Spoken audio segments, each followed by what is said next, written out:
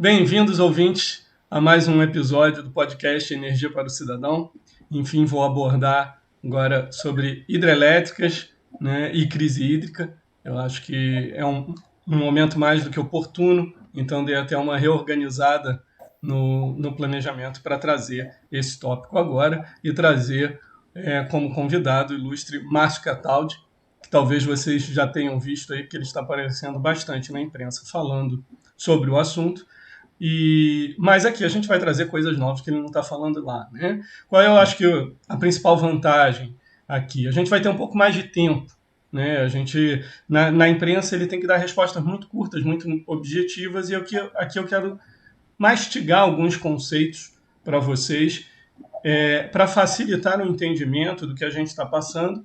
E como vocês já perceberam, que me acompanha aqui já no canal, para a gente entender o agora, a gente tem que olhar um pouquinho para trás. Entender como a gente chegou a essa situação de fragilidade energética, né? De uma crise, não só hídrica, uma crise de segurança energética da nossa eletricidade. Então, o professor Márcio, né, professor da UF, meteorologista, e já trabalhou aqui no Operador Nacional do Sistema, quem é responsável pelo setor elétrico, que nós já falamos um pouco aqui no canal, vamos até abordar de novo aqui para quem não assistiu o assunto. Mas primeiro eu vou agradecer aqui a participação, a boa vontade do professor e passar a palavra para ele se apresentar para vocês ouvintes. Obrigado, Márcio. Bem, Diego, obrigado aí, eu que agradeço aí o convite. Bem, fico muito feliz de participar aí dessa atividade, né, de extensão, de estar levando um pouco aí do nosso conhecimento para o cidadão, né, para a sociedade de uma maneira geral. Bem, eu sou formado em meteorologia aí pela FRJ, né, minha mestrado, doutorado aí foi na COP também, mestrado na mecânica e doutorado na civil. Trabalhei 13 anos no Operador Nacional do Sistema Elétrico, né, e em 2014 eu passei a ser professor de dedicação exclusiva lá na UF, né, atualmente sou professor do Departamento de Engenharia Agrícola e Ambiental, né, e coordenador do curso de Recursos Hídricos e Meio Ambiente. E, bem, vamos aí falar um pouquinho de energia, então.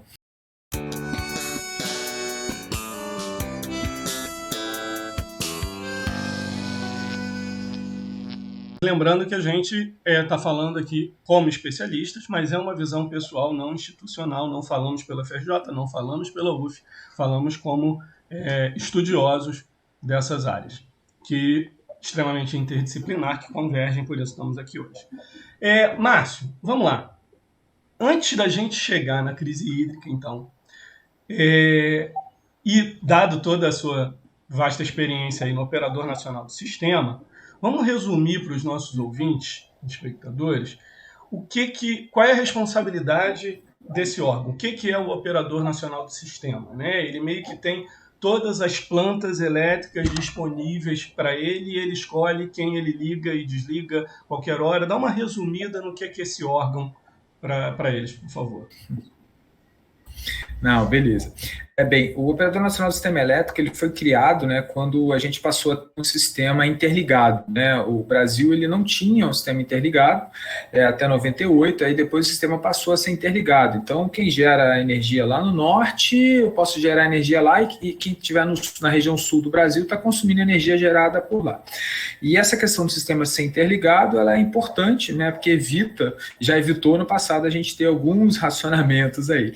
E o Operador Nacional do Sistema Elétrico, ele não é dono de nada, né? Ele não tem nenhum ativo, ele só opera o sistema. E por que tem que ter alguém para operar? Por que não deixa o dono de cada usina fazer a sua operação, né? O que acontece? A gente tem, às vezes, no Rio, por exemplo, da Bacia do Rio Grande, a gente tem no Rio várias usinas ali, uma depois da outra, e são de diferentes donos, né? Tem usinas de empresas privadas, usinas de estatais. E aí o que acontece? A operação de uma usina, né, ela está recebendo água e está jogando água para fora, para geração de energia ou vertimento e tal. Então a operação de uma usina impacta na outra, né? Eu não posso, se eu estou numa usina aqui a montante ou antes de uma usina que vem depois, eu vou lá e gero para caramba, jogo água para caramba e afogo a usina que está jusante. Então isso não pode acontecer. Então o ONS, ele é um órgão que, a grosso modo, ele faz essa operação do sistema, então ele das informações de todas as usinas, das condições hídricas, hoje, atualmente, de vento, também de solar. Então, ele tem os modelos de otimização, a partir desses modelos ele vai achar o que seria o despacho ótimo.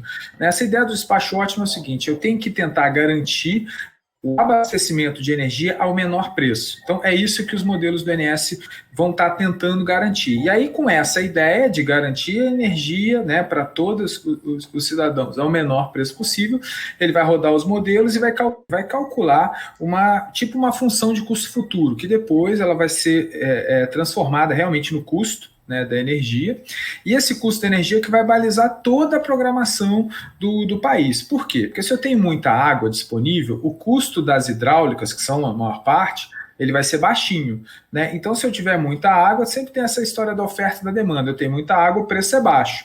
Então, se o preço da energia estiver baixo, não tem por que eu acionar outras formas de geração que são mais caras, né? Por exemplo, as termoelétricas, que eu tenho que comprar o combustível. Vou gerar energia a partir de carvão, eu tenho que ir lá comprar o combustível para gerar energia. Então, as hidrelétricas, quando eu tenho muita água, elas sempre são as mais baratas, assim como a eólica, a nuclear, que são energias que têm um combustível ali muito, muito barato, no caso da água e do vento, teoricamente de graça, né?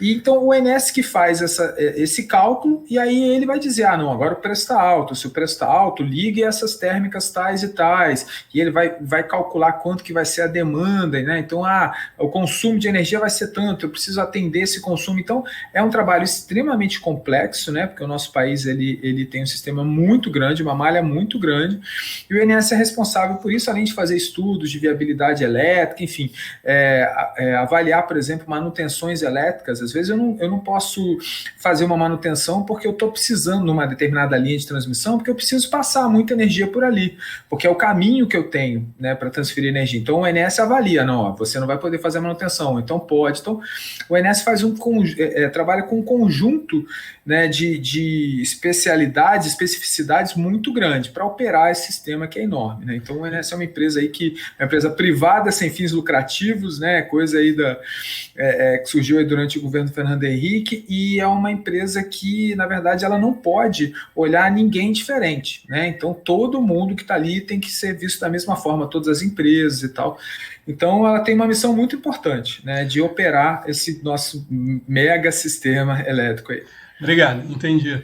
E ela é meio que um gestor desse fluxo de elétrons por essas estradas chamadas fios, né? E que tem limites, assim como a estrada tem um limite de fluxo de veículos, né? Essas grandes linhas de transmissão, apesar de estarmos interligados, não é, né, já antecipando aqui algumas colocações, né, não é pensar, como alguns ouvintes podem pensar assim, então vamos espalhar de eólica no Nordeste e manda tudo para cá. As linhas de transmissão, elas também têm limite. Claro, dá para se expandir também? Dá, mas não é uma coisa que a gente vai resolver durante essa crise hídrica, né? São planos de longo prazo. Agora, então assim, se a hidrelétrica é a mais barata, né, em geral, você não vai também baixar simplesmente, ela é a mais barata e eu vou acabar com meus reservatórios, porque eu tenho que ter uma gestão dele no tempo, né? Eu tenho que planejar, manter sempre limites, né, mínimos e máximos também, né, porque eu não quero nem verter, desperdiçar a água, nem inundar regiões, né, para ao longo do ano, em função das previsões meteorológicas. Né? Então a gente já pode pegar um ponto aqui. Hoje, aproveito esse gancho para fazer uma pergunta que nem estava prevista aqui no roteiro, mas para deixar claro para os ouvintes. Hoje, que a gente está numa crise hídrica, é porque por acaso o operador abriu e gastou toda a reserva de água? Não foi uma falha da gestão da operação do sistema. Né? Não houve essa falha. Ou houve? Então, é difícil a gente apontar falha, né? Dizer houve necessariamente uma falha. A gente tem um problema nos modelos que o INS utiliza. Então, aí a gente começa a entrar no problema que já vem de longo tempo, né? Sim. Então, o que acontece? Você falou, então vai ter a previsão meteorológica ou climática, e aí eu vou saber, porque os modelos do INS vão rodar 5 anos à frente. Uhum. Então, eles têm que saber, nesses 5 anos, eu tenho algum risco, não tem? Então, pode ser que eu tenha muita água hoje, mas o modelo teria que ser capaz de identificar, olha, mas daqui a 6 meses eu não vou ter água. Então, aumenta um pouco o custo, porque se eu aumentar o custo, eu vou diminuir a geração hidráulica, porque vão começar pensar entre outras gerações, né? Só que os modelos do INS, eles só utilizam as previsões meteorológicas, né, para 2 semanas à frente, os modelos chuva-vazão. Para todo o restante do tempo, eles não utilizam nenhuma informação climática, nenhum tipo de tendência, nada disso.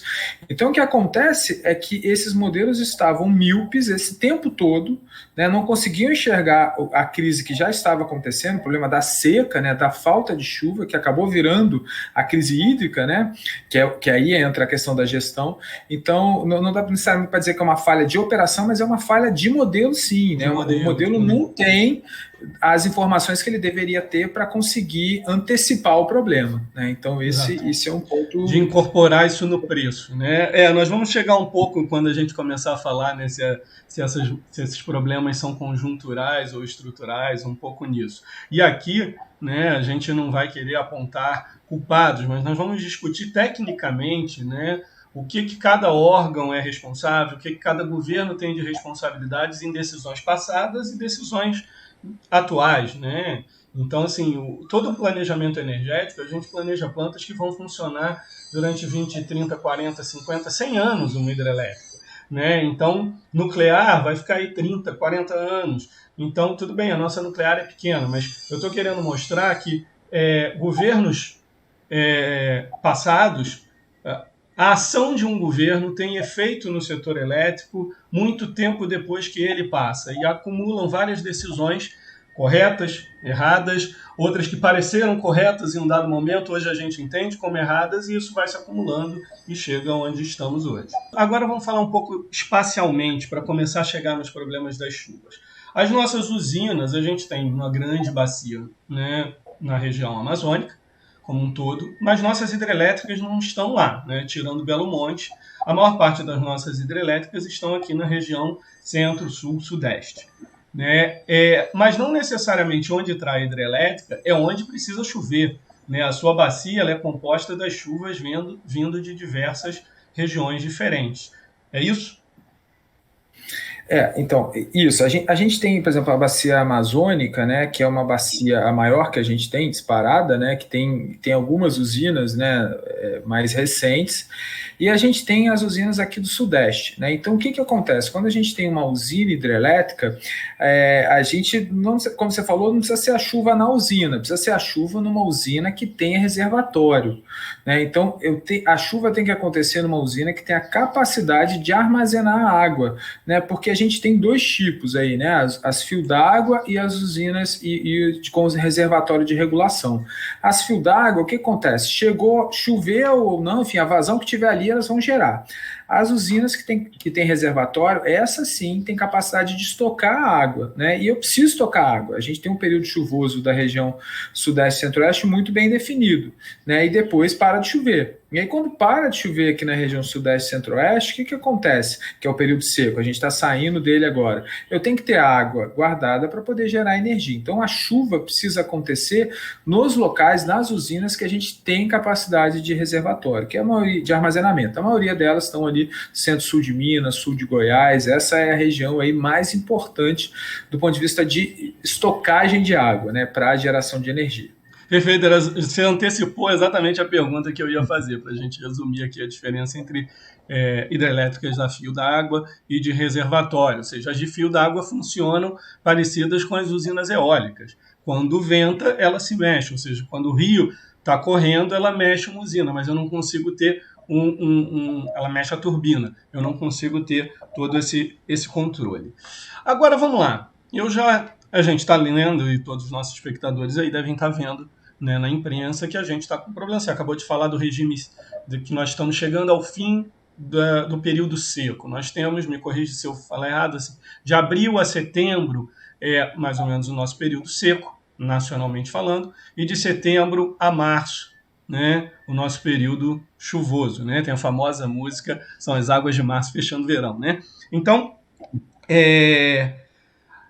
agora, eu já li também, a gente de fato teve um pior ano de chuvas, ou eu já ouvi você falando um pouco da diferença em um pior ano de vazões.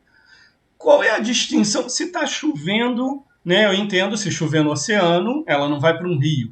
né? Mas chovendo no continente, por que a gente não teve um pior registro de chuvas em nosso território, mas tivemos o pior registro de vazões? Não, então, esse eu acho que é o ponto hoje mais importante, né, que a gente deveria estar atacando, né, quando a gente fala dessa seca e da crise hídrica.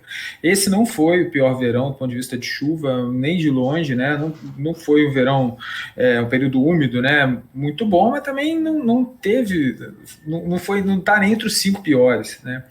Só que o que acontece? A gente vem há 10 anos que a gente vem tendo menos chuva, né? E além disso, a gente tem um período de transição, né? Você falou período seco, aí tem um período de transição, que é mais ou menos de setembro a novembro, para aí depois começar o período úmido, que às vezes vai até abril. Mas enfim, aí depende da atmosfera. Mas em geral é isso. Esse período de transição, de setembro a novembro, ele é importantíssimo para quê? Para que a água caia e molhe o solo. Então, às vezes é meio difícil a gente imaginar isso. A gente pensa assim, processo chuva-vazão, vai cair água no rio e vai aumentar a vazão. O rio, né, se a gente pegar um avião e sobrevoar uma bacia hidrográfica, a gente vai ver que rio mesmo é menos de 1%. A gente quase não vê rio. É claro que na Amazônia não, é diferente. Mas para cá, a gente quase não vai ver rio, a gente vai ver terra, né, continente, área urbana, floresta, enfim, mas é continente. Então o processo de transformação chuva-vazão passa pelo solo. Não tem jeito, é a água que vai cair no solo e do solo ela vai chegar no rio por diferentes processos. Então, o que vem acontecendo nos últimos 10 anos, com essa diminuição da chuva, né, e principalmente com a diminuição da chuva no período de transição, é que quando chega a chuva de verão, não teve chuva na transição. A transição está muito seca, de setembro a novembro no Sudeste não tem quase chovido. Quando chega dezembro, janeiro, fevereiro, que começa a ter a chuva, essa água vai ficar no solo, só para depois que o solo estiver encharcado, aí, a grosso modo, ela começar a ir para o rio.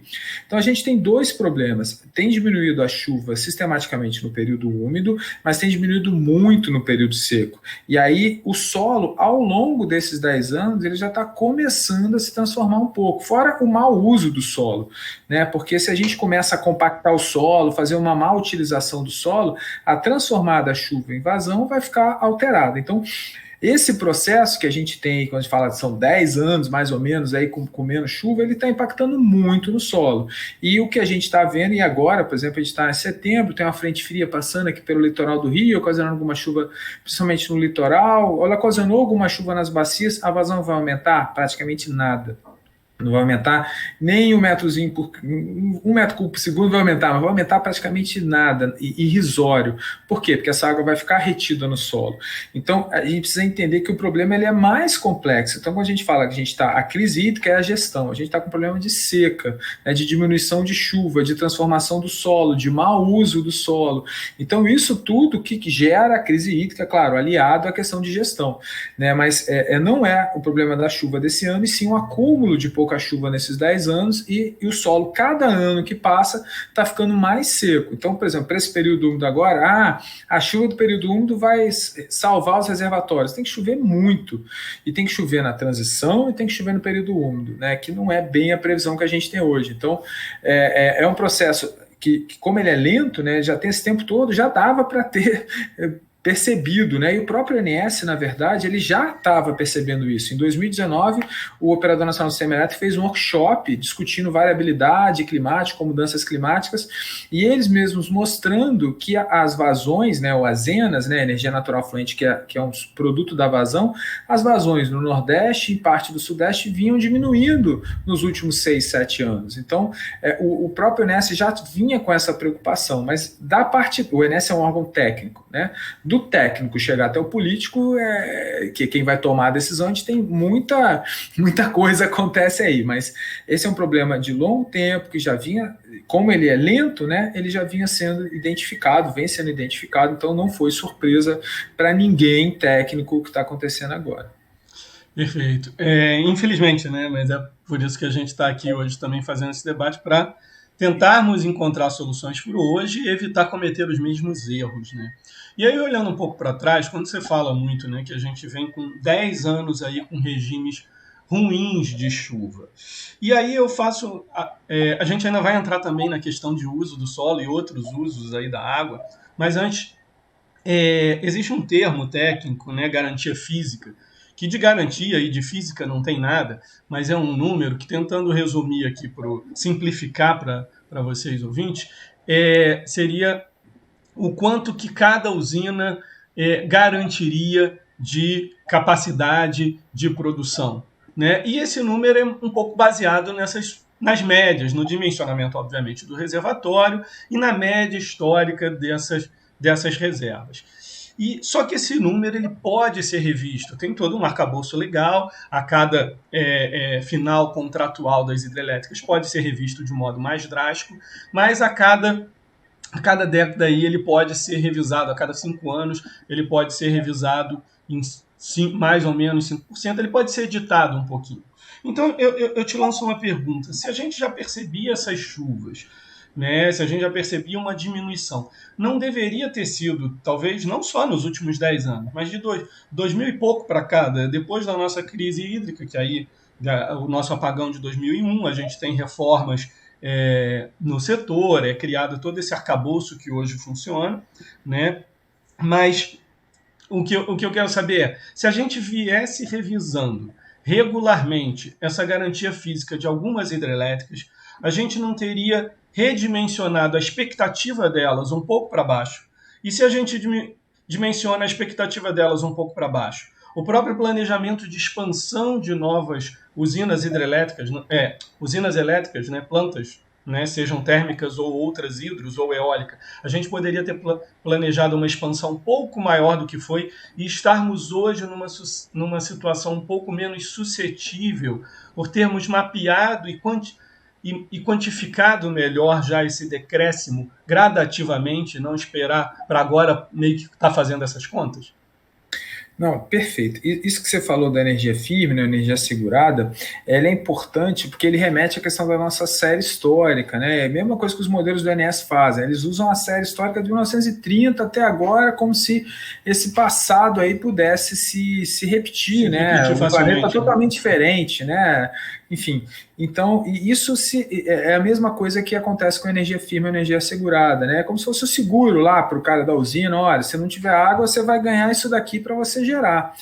Mesmo que você não consiga gerar isso, mas aí só que você fica com aquele número, né, aquele número mágico ali, como balizador para o sistema, porque então essa é a minha potência instalada, né, está baseada também, de uma certa forma, na energia assegurada. E aí isso que você falou é verdade, então eu fico com a ilusão de que o meu sistema tem uma capacidade de geração maior do que realmente ele tem, né? E aí quando eu vou trabalhar na expansão, eu vou falar, não, eu não preciso expandir tanto, porque olha só quanto que eu tenho de energia assegurada ou de capacidade instalada aqui para o meu sistema. E quando você vai ver, não é isso que a gente tem na realidade. Se a gente for pegar os últimos 10 anos e tirar uma média dos últimos 10 anos, vai dar 70 e poucos % da média, que daria de 31 até agora. Então, para o Sudeste, por exemplo, né? Nordeste dá menos ainda, dá 56, 58. Então, assim, o que a gente precisa entender é que, enfim, independente se a série é estacionária ou não, se é um problema de mudança climática, se é variabilidade climática, a gente está num momento hoje onde a chance de a gente ter uma vazão igual da década de 40, de 50, de 60 é mínima, né? Eu diria até da década de 80. O planeta está muito diferente, os oceanos estão muito quentes, a gente fez ocupação urbana, tem todas as questões de efeito estufa, enfim, e tem a questão de tipos do solo, tem muita coisa que mudou nesse período, para a gente imaginar que dá para pensar num seguro para as usinas ou numa potência instalada, imaginando a capacidade que a gente tinha desde 1930, né? Então esse está falando dos problemas aí da operação, esse é um outro problema sério, muito bem levantado. Legal, muito bom, obrigado. Eu falo muito isso em sala e eu acho que isso é às vezes pouco falado na imprensa, porque não significa que o que a gente disse aqui, se tivesse sido feito, a gente não estaria numa situação delicada, mas estaríamos certamente numa situação menos perigosa, né? De um risco um pouco menor, né? Mais realista, né? Mais realista, exatamente. Estaria melhor dimensionado, né? E aí, né? E talvez impactando também um pouquinho menos na conta, né? Ou algo do gênero, tendo pago um pouco mais caro ali no passado, mas hoje não pagar tão caro porque a gente previu e dimensionou mais adequadamente. E aí realmente eu acho que é um pouco de querer otimismo demais ou negligência até pensar que a gente vai replicar essas chuvas. E aí vamos começar a falar um pouco do uso do solo. É uma interdisciplinaridade muito grande aqui.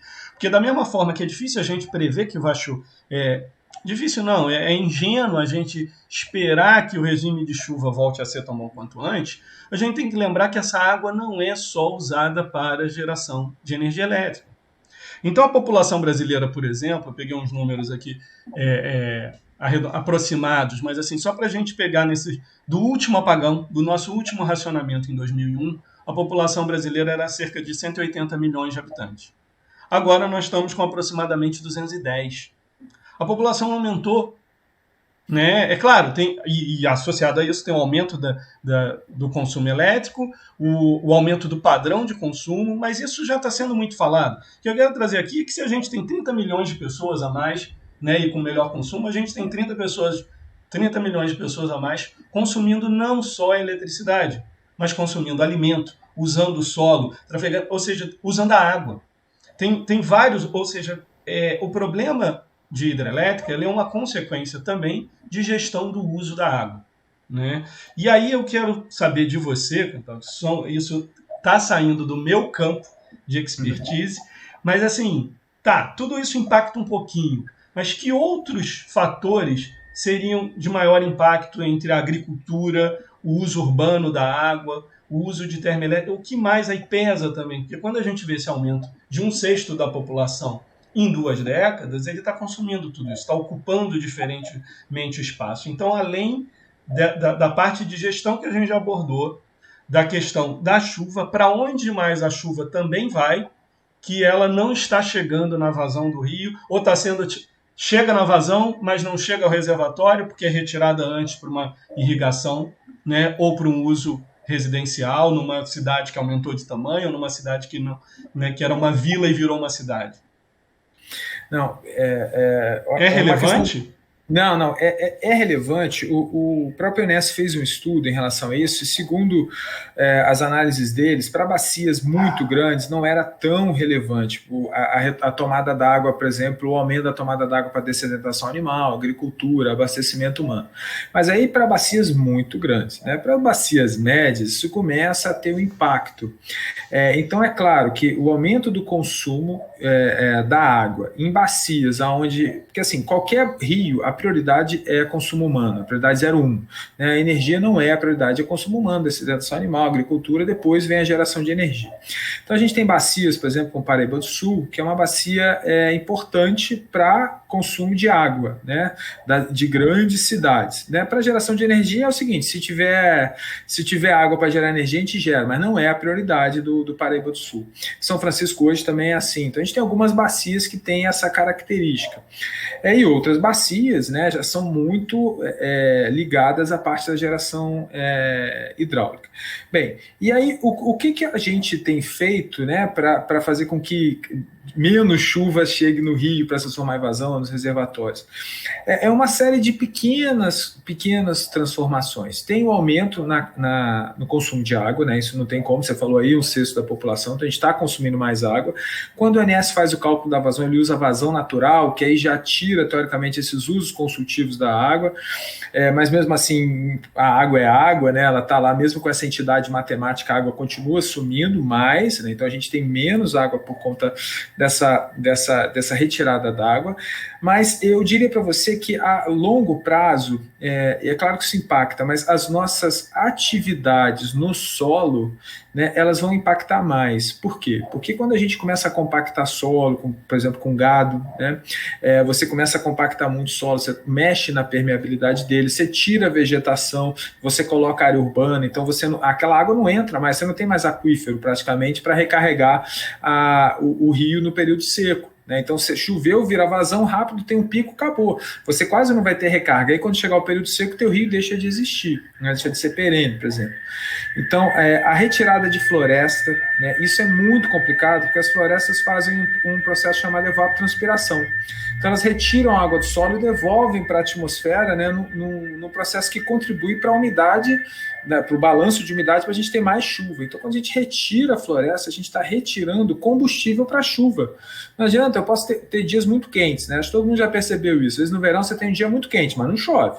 Então não é só porque está quente, porque a gente está perto do mar que vai chover. Né? Tem outros fatores atmosféricos que não deixam chover. Agora, se eu estou perto do mar mas a umidade do mar não consegue chegar até a gente. No nosso caso aqui, que a gente usa a umidade da Amazônia durante o período úmido, se essa umidade não chegar ou chegar menos, a gente começa a ter complicação para ter chuva, né? Então, a nossa interferência no solo e no meio, ela está impactando também, né? E além disso, tem, por exemplo, retirada de mata ciliar, que ajuda na recarga de rio. Então, o mau uso, né, do solo, ele está começando a impactar bastante. A gente ainda precisaria dimensionar isso. Eu estou com um aluno de TCC tentando trabalhar com isso. Vamos tentar dimensionar essa perda, né? Uhum. Mas não é simples, mas é um conjunto muito, muito complicado. Quantificar pode ser complicado, mas percebe-se a importância como ela atua nas duas frentes, né? Tanto em diminuir a incidência de chuvas, né, quanto em não permitir que a chuva que já caiu chegue até o rio, porque ele mudou suas propriedades, suas características, seu uso, e essa água se perde, né?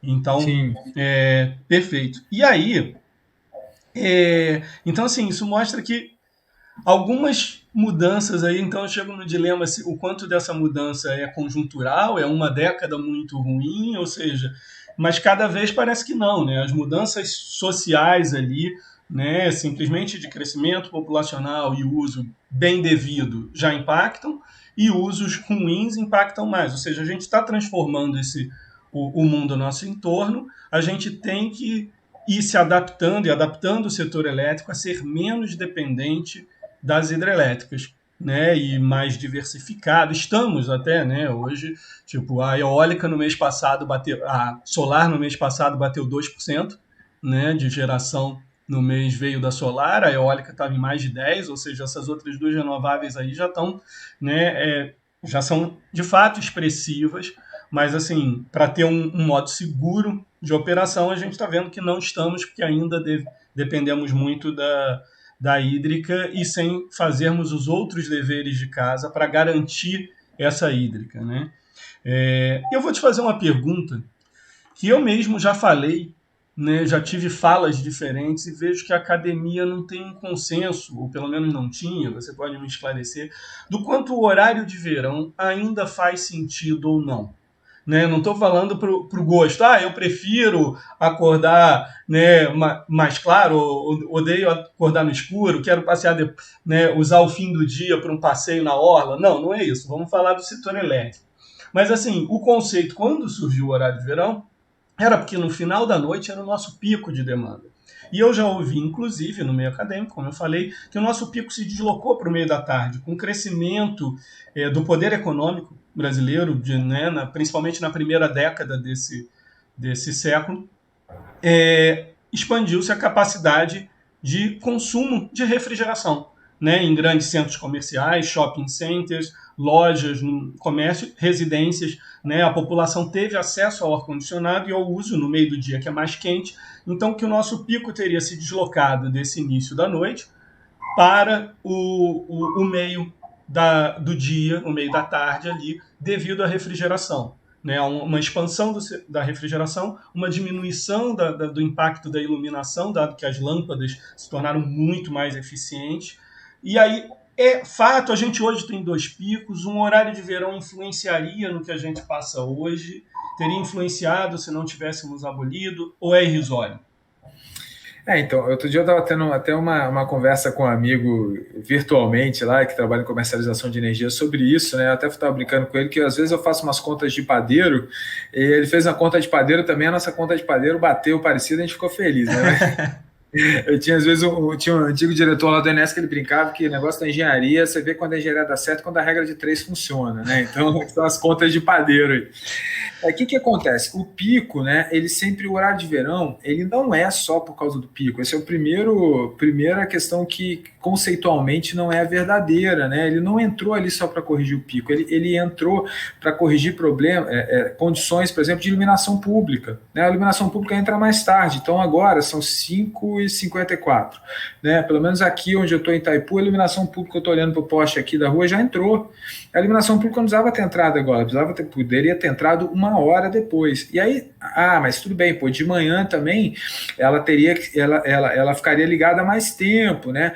mas eu não preciso estar trabalhando dessa forma, porque ainda mais agora em pandemia, né, as pessoas estão muito mais em casa, né, não estão saindo mais tão cedo, então as pessoas não gostavam daquela coisa, eu vou sair cedo, tá mais escuro, mas compensação eu estou economizando na iluminação pública, que é um montante expressivo, né, de energia. E a questão do pico, claro, o pico sempre teve muito ligado a inúmeros fatores, inclusive a questão do pessoal chegar em casa, né? Então, lá no Enestas a gente tinha muito, às vezes, acompanhava a carga, jogo de futebol, Copa do Mundo. Aí você tem lá a carga, tá baixinha, baixinha, durante o jogo, daqui a pouco intervalo, a carga dá um pico. Por que essa carga dá um pico? É visível, assim, no sistema... É visível, a carga dá um pico. O efeito do intervalo do jogo. Efeito intervalo do jogo. Quer ver outro efeito que é importante? Capítulo final de novela. Cara, dava picos de consumo, né? Então, assim, o consumo residencial, né, apesar dele não ser a maior parte, ele tem uma relevância grande. E aí, na conta de padeiro que eu fiz com ele lá, a gente falou, entre 1,5% e 2% de armazenamento no Sudeste por período úmido é o que a gente tinha antes, né, de ganho, teoricamente, com horário de verão. E aí, nesses últimos 2 anos que a gente não teve, a gente teria, vamos botar aí, de 3% a 4% de aumento no armazenamento do Sudeste, que já está menor do que 20%. Então, 4% de armazenamento, para você ter uma ideia, hoje vai cair de 0,2% a 0,3% por dia, né? Esse armazenamento, ainda mais quando a temperatura começar a aumentar. Então, eu tinha aí um mês a mais, por exemplo, com o Sudeste relativamente folgado para gerar energia, acumulando os 2 anos. Cara, isso é muita coisa. É um pouquinho, né? 1, 2%, né? Mas é muita coisa quando você está no momento de crise. Se a gente estivesse lá esbanjando água, realmente talvez não fosse tão interessante assim, só para diminuir o custo. A diminuição do custo realmente é marginal com o horário de verão, mas o aumento nos reservatórios é grande e tem a questão do pico e tem a questão da iluminação pública, né? Da própria iluminação. O pessoal, antes da pandemia, a galera chegava em casa, na hora que a galera chegava em casa entre 6 e 7, você tinha uma rampa de carga. Esse era um dos motivos da rampa de carga. A pessoa chega em casa, liga a luz, abre a geladeira, liga ar-condicionado, aí você tem um pico, que hoje não acontece tanto, mas ele ainda está ali, né? É claro que na pandemia a coisa está um pouco diferente, mas sim, cada pequena ação, né, como você falou, a questão lá da energia firme, que eu podia ter visualizado o problema um pouquinho antes, os modelos, né, que não usam informações climáticas, e tem uma explicação, a previsão climática tem incerteza, né? Claro que ela tem incerteza, mas não usar a previsão climática me traz uma incerteza maior ou menor do que usar. Então, essa é uma avaliação que tem que ser feita. Eu orientei há pouco tempo uma tese de doutorado de uma engenheira, até do próprio INS, onde a gente mostrou que sim, usar a previsão climática diminui a incerteza, né? Então, todos esses pequenos, o horário de verão, então são pequenos fatores, né, que estão levando a gente a esse ponto, né, que a gente está aí onde a diminuição da chuva, a alteração do solo está levando a essa crise de gestão, que é a crise hídrica. Obrigado aí pelo esclarecimento. E só pontuando aqui, infelizmente, não é assim, não fique otimista, é só voltar ao horário de verão que acabou o problema da crise hídrica. Não, infelizmente não. A gente está querendo mostrar como é um somatório de várias decisões e de vários acontecimentos, alguns naturais e outros de decisão político-estratégica, né? Repito, né? Do passado e do presente, que estão somando no resultado que a gente se encontra hoje. Então, assim, com isso, né, não dá para a gente culpar só a natureza, né? E não é, de novo, aqui apontar culpados também na gestão, mas responsáveis. Né, tem responsabilidades aí de governos por mais de uma década, então a gente está passando aí por inúmeros gestores, né, nas empresas, na EPE, no Ministério de Minas e Energia, na presidência toda, né, na ANA, né, Agência Nacional de Águas, né, o uso do solo, políticas de meio ambiente, né, evidentemente, né, de licenciamento ambiental, de controle de desmatamento, de expansão irregular, né, de terras, etc. Agora vamos começar, né? Tipo, fizemos 40 minutos quase aqui com o histórico, né? Vamos olhar um pouquinho para frente, tentar dar alguma esperança, ou assim, só preparar assim, vai ser duro esse verão. Quais são as perspectivas aí para esse verão, essa transição que você falou, o período de transição úmido, que é muito importante, ele está previsto ser pelo menos um período de transição, uma chuva positivo, ainda vai ser, a previsão de um ano de uma chuva fraca, né? E isso tem relação com os famosos fenômenos El Niño, Laninha, que a gente vê na imprensa quase que todo ano fala-se de algum deles. Consegue resumir aí para a gente, por favor? Vou tentar aqui. Então, quando a gente fala de El Niños e Laninhas, a gente está falando de um fenômeno climático muito importante, mas que a gente chama de alta frequência. Por quê? Porque a cada 2, 3 anos você vai ter um El Niño ou uma Laninha, então eles estão acontecendo aí o tempo todo. Então não é uma sequência de 2, 3 anos que levou a esse problema que a gente está hoje, né? Que se agravou nos últimos 10 anos, mas já começou na região Nordeste no final da década de 90. Então a chuva já começou a diminuir na região, na bacia do Rio São Francisco, né? No final da década de 90, início dos anos 2000. Então a gente estuda bastante isso, então esse é um ponto de pesquisa no mundo todo, muita gente estudando o que está acontecendo com o clima, né? E a nossa teoria, que foi, aí surgiu da dissertação de mestrado do Sandro, que hoje está trabalhando em energia, depois veio o Eric, que é outro aluno que também está trabalhando em empresas de energia, e o que a gente discute muito é o seguinte: o Oceano Índico, né, não só a gente, outros pesquisadores do mundo também, a gente só transformou isso para a América do Sul, né?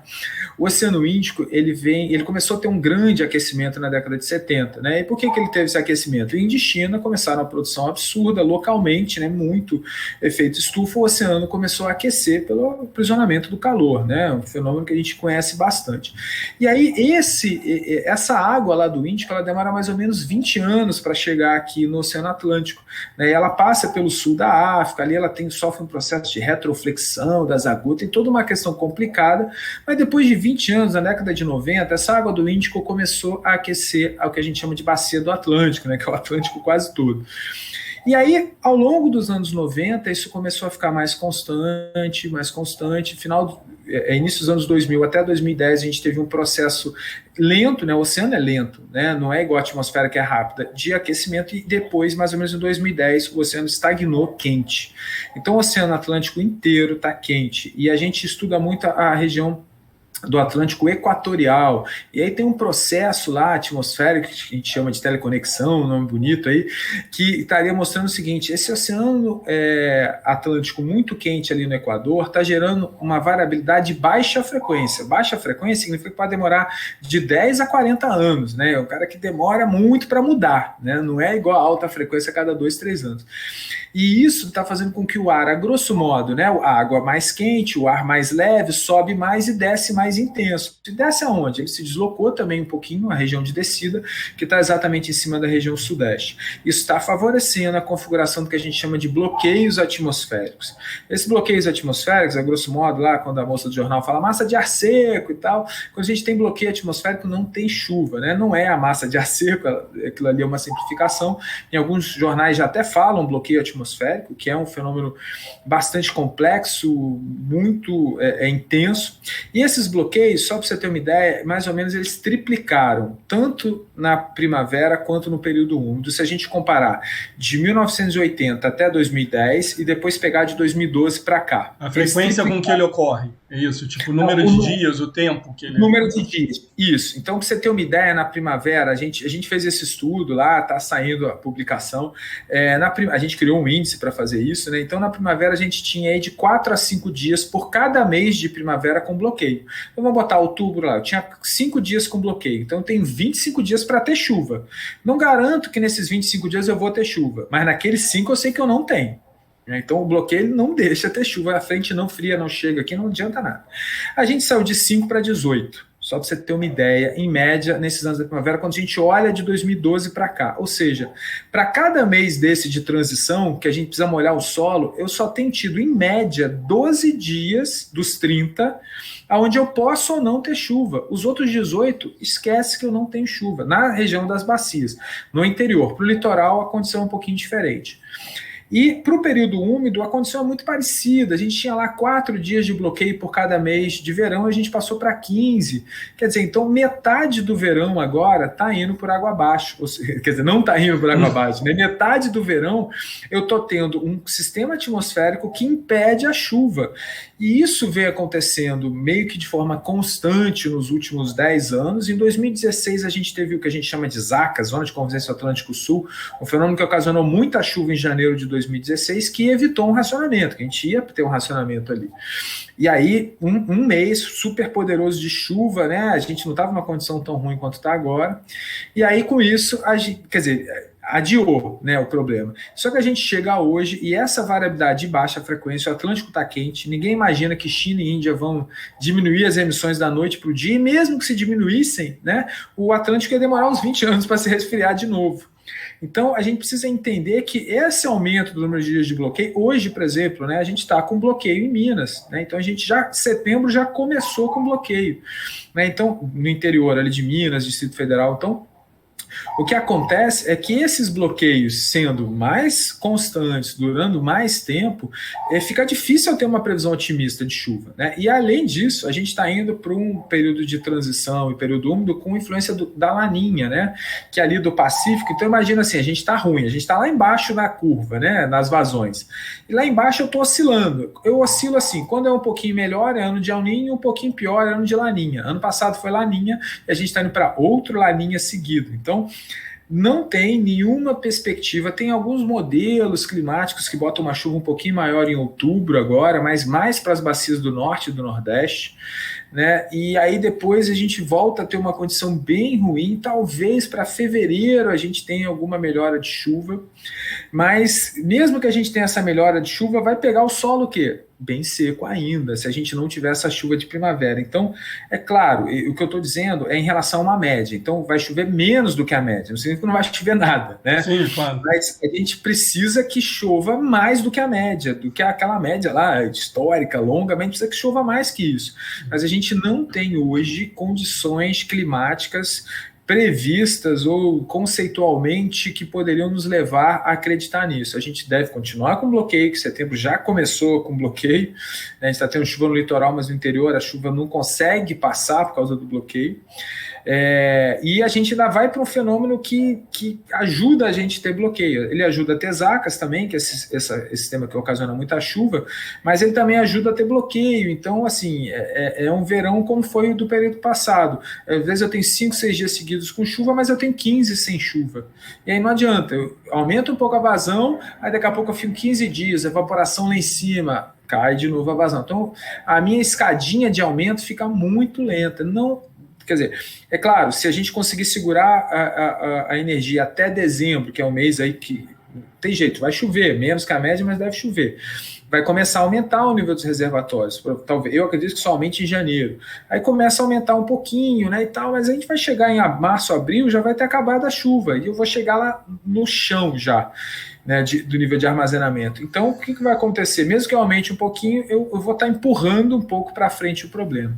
Então, assim, eu não esperaria nada da chuva em relação a esse ano, até por conta do solo, então é uma recuperação que vai ser tímida, né? E você falou a questão da expansão, é uma coisa uma continha simples também, né? Para criança, né? Se chove menos, deve ter mais sol, né? Então a expansão para solar, ela era urgente lá atrás, e às vezes as pessoas discutem muito, mas pô, solar tem um rendimento pequeno, mas é igual hidrelétrica, né? Se eu botar uma turbina no Rio aqui, Maracanã, né, eu vou ter uma geraçãozinha pequenininha. Agora, se eu botar uma turbina lá no Rio Amazonas ou em Itaipu, eu vou ter uma geração muito grande. É a mesma coisa. Se eu boto uma usina solar, sei lá, aqui na região serrana, por exemplo, do estado do Rio, que tem nuvem pra caramba, eu vou gerar muito pouco. Agora, se eu coloco no semiárido, né, ou se eu coloco no interior de Minas, que tem 320 dias por ano com sol, eu vou gerar muito, né? Então, assim, o outro, né, ponto aí, até você comentou aqui, já era para ter sido trabalhado antes, né? Então, hoje, sendo sincero, eu não vejo a chuva e a vazão como capazes de dar uma resposta, né? A expansão para solar também não é da noite para o dia, mas já tinha que ter sido pensada, não foi, tem que correr agora, e questões junto com a população, né, para conscientizar e diminuir o consumo, né? Não, eu acho que para quem ouviu aqui e acompanhou, infelizmente a gente não fecha com uma visão muito otimista, né? Mas é o retrato da situação hoje, né? E com algumas perspectivas aí, né? É interessante você já apontar, né, a solar aí, né? Porque não é que ela vai ser, de novo, não é a forma que as causas para a nossa situação hoje é um somatório de vários fatores, as soluções também terão que ser um somatório de vários fatores. E eu acho, sim, não é puxando sardinha para o meu lado, né, como especialista de energia solar, mas eu acho que tem uma vantagem, a solar é um tipo de usina que você consegue construir rápido. Né? Não, resolvemos expandir hidrelétrica, fio d'água no Amazonas. Né? Tem uma série de problemas ambientais, não estou propondo isso, mas se resolvesse fazer isso, isso não fica pronto em 1, 2 anos. Né? E a indústria solar fotovoltaica é modular, você constrói uma planta rapidamente, tem todo um processo aí, licenciamento ambiental, etc., mas construtivamente não é um grande desafio de engenharia civil, como é uma grande hidrelétrica. Não é uma planta mais robusta como as grandes termoelétricas que a gente está construindo, ou seja, e mesmo a eólica, né, porque também é uma logística daquelas grandes pás, né, a construção das imensas torres, as fundações. Então, construção rápida a fotovoltaica é. Então, ela pode ser também, talvez, um ponto de partida para tentar atenuar até para o início da seca do ano que vem, não é para esse ano, mas é para o período seco do ano que vem já começar com mais sol, né? E aí ir expandindo linhas de transmissão e outras fontes. Mas o que eu acho que fica como recado aqui, não chegando ao final, é que assim, não dá para apostar, querer torcer pela chuva. Né? Você trouxe o exemplo do ano em que ia ter um apagão e choveu horrores. Aí a gente tem que olhar para trás e aprender com os erros, né? E isso foi um erro. Deu certo. Não deu certo por nenhum fator humano. Né? Deu certo porque choveu. Assim, não tinha mais o que fazer e a gente ia ter um problemão e choveu. E não dá para apostar que vai acontecer isso de novo. Então a perspectiva é da gente ficar com tarifas lá em cima, altas. Né? Então o resumo é esse. Né? As tarifas vão ficar altas e esse é o melhor dos cenários. Da tarifa se sustentar alta sem um apagão, um corte de luz regional ou horário, né? Apenas tentar com conscientização, né? Tem que haver muita política de conscientização do uso da energia para tentar diminuir esse uso, sem ser também um diminuir de vamos parar a pouca indústria que a gente ainda tem, que gera, né, emprego, que gera impostos, que gera um fluxo de dinheiro. Então é delicado a gente com um país que não está bem economicamente, o mundo não está bem numa pandemia, a gente saindo de uma pandemia sem poder dar um boom, um crescimento, né, industrial, fabril, etc., ou de consumo, de indústria de turismo, né, tanto interno quanto externo, né, as fronteiras se reabrindo, né, há uma previsão aí do Nordeste começar a receber novamente um fluxo de turistas, né, e isso aumenta a demanda, e a gente imagina não poder aumentar isso daí e receber essas receitas por um estrangulamento do setor elétrico. Né. É importante aqui a gente fechar de que a energia elétrica está em tudo. Né.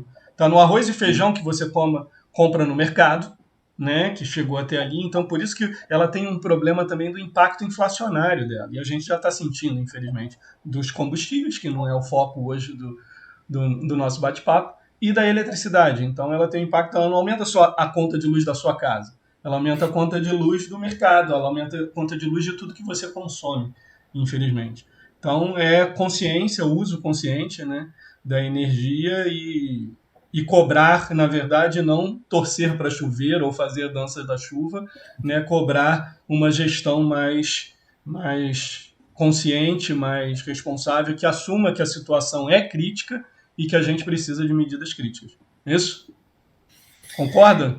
Concordo, não, e se você me permite, então, já que a gente está fechando, né, só colocar essa questão que você falou da tarifa, tem uma coisa bem simples, que foi feita em 2001, e às vezes era só olhar para trás que a gente pegava, né, a gente olha, como você falou, a gente olha os erros e, pô, o que a gente vai repetir? Mas teve acerto, né, e um acerto grande em 2001 foi a questão da isenção de tarifa e do bônus de tarifa. Então, por que isso é importante? Como você falou, não dá para parar a indústria, né? Meus amigos aí mais neoliberais já me ensinaram que para combater a inflação eu tenho que aumentar a produtividade, né? Então a gente não pode parar as indústrias, pelo contrário, a gente tem que aumentar porque a gente está com uma inflação aí chegando em níveis muito preocupantes. Então tem que ser o consumo residencial, mas quando você aumenta muito a tarifa, como está agora, o cara que paga R$2.000, R$2.500 de conta de luz, esse cara não vai se incomodar de pagar R$300, R$400 a mais. Agora, para a maior parte do consumidor brasileiro, que está ali um pouco acima do mínimo, né, ou sei lá, 2 vezes o mínimo, esse cara, se você der uma isenção, como foi feito em 2001, quem consumia até 150, 120 kW não vai pagar nada, isenção, né? esse cara que consome 200, 250, ele vai cair para os 150. E se você começar a fazer o que também aconteceu em 2001, que foi o bônus, né? Se de um mês para o outro eu diminuo a energia, eu tenho desconto na minha conta de luz. E aí a população grande, a grande maioria da população, ela começa a diminuir o seu consumo. E aí volta de novo aquelas contas de padeiro, você vai dar 3, 4% de armazenamento, é o que a gente precisa. Para não apagar tudo, né? Para não desligar. Para não apagar tudo. Eu fico muito, sei lá, perplexo, né, de como é que a gestão atual, ela não conseguiu simplesmente olhar porque foi feito em 2001, né, a gestão atual de governo do Brasil não conseguiu olhar o que foi feito em 2001 e falar, cara, olha o que esses caras aqui fizeram, isso deu certo, né, e nem é um inimigo político assim também dos caras. Então, eles também protelaram de início, todo mundo quer protelar uma decisão dessa, sim, né, mas quando viram que tinha que agir, né, é um caso de sucesso estudado no mundo inteiro de setor, sim, porque houve uma adesão grande da população, né? Uma consciência e um estímulo monetário. É justo. E essa adesão veio junto com o estímulo monetário, não só com a punição, né?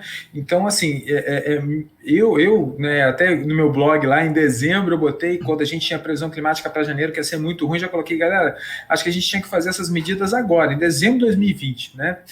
O governo não fez até agora, está protelando, ensaiando fazer, né? Mas eu acho que esse é um ponto muito, muito crítico, que a gente precisava estar fazendo agora, porque é o que pode aliviar o problema na horário de rampa, né? Que é o que você falou, horário de pico, quando aumenta muito o consumo, às vezes você tem uma previsão de temperatura, a temperatura é maior, então o consumo é maior, o ONS tem que mandar mais energia, mas aí como é que eu mando energia se o sistema está todo sobrecarregado, você diminui a tensão, né? E você sabe melhor que eu, diminui a tensão, você tem corte, como você falou, regional. Então esse é um apelo aí que eu faço mais uma vez, né, para os nossos gestores, que eles olhem para 2001, vejam o que aconteceu. Eu estava lá no ONS, lembro bem, posso ajudar a lembrar, mas tem outros diretores lá da empresa que acho que podem ajudar melhor. Então, um apelo para olhar isso. E um outro apelo importante é que, quando a gente fala de crise hídrica, né, eu tenho comentado aqui um pouquinho, a crise hídrica é a questão de gestão, né? A gente tem um problema com a nossa água é o nosso maior bem.